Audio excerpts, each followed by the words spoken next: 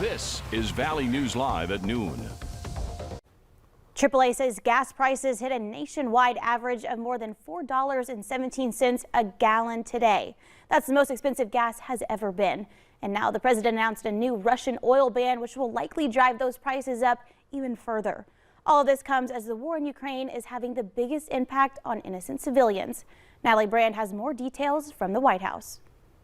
President Biden announced the U.S. is now banning Russian oil imports into the country. That means Russian oil will no longer be acceptable at U.S. ports, and the American people will deal another powerful blow to Putin's war machine. The administration had been reluctant to take the step out of concern over soaring gas prices, but the White House has been under increasing political and public pressure to enact the ban. No Russian oil! A new national poll shows the majority of Americans, around 71%, say they support the ban, even if it means paying more for gas. As far as I'm concerned, gas prices are irrelevant. The only thing that matters is that we take a stand. The European Union is not expected to follow suit. Europe relies on Russia for about 40% of its energy. The United States produces far more oil domestically than all the European countries combined.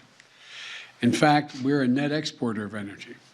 So we can take this step when others cannot. National security officials tell CBS News the U.S. is documenting war crimes against Russia, including targeting civilians trying to escape, as well as those remaining in Ukrainian cities. Russian forces are at the very least operating with reckless disregard for the safety of non-combatants, as Russian units launch artillery and airstrikes into urban areas, as they have done in cities across Ukraine. Civilians attempted to flee Ukrainian cities under siege using newly established safety corridors. Many more people are trying to flee, but can't get out of besieged areas. There continue to be reports of shelling by Russian forces on agreed upon humanitarian corridors. More than 2 million people have made it out of Ukraine since the war began nearly 2 weeks ago. Natalie Brand, CBS News, the White House. The United Kingdom also says it will phase out Russian oil from the UK by the end of this year. Meanwhile, Russia says it may shut off the flow of natural gas to Europe in response to those sanctions. Some areas in the state had some wind gusts near 50 miles per hour at times, and they're expected to be headed our way. But that's not the only thing that'll make its way here. Let's go to Summer Schnellbach with a quick look at the weather. Summer?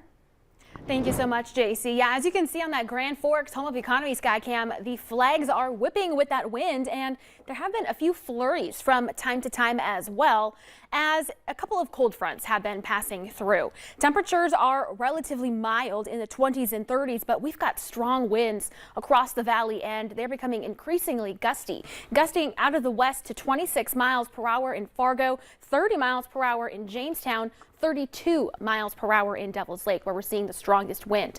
We do have a winter weather advisory in effect for the counties shaded in purple across the northern tier of North Dakota and then down into the Devil's Lake Basin for the potential of blowing snow. And this is in effect until 6 o'clock tonight.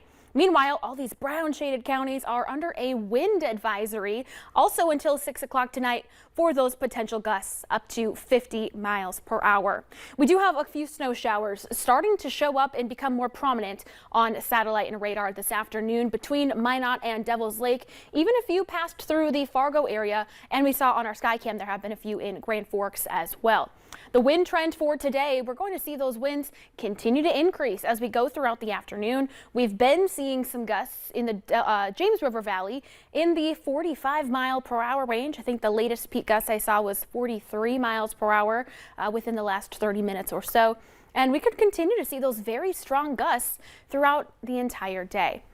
Your hourly planner today in Fargo, temperatures relatively steady throughout the rest of the day in the 20s. But JC, we've got wind and we've got scattered snow showers, which could definitely cause issues out on the roads. Coming up in Maine weather in a few minutes, we'll take a look at some road conditions across the region. Thank you, Summer. Lots to go over. Now we have breaking news just into the Valley News Live newsroom.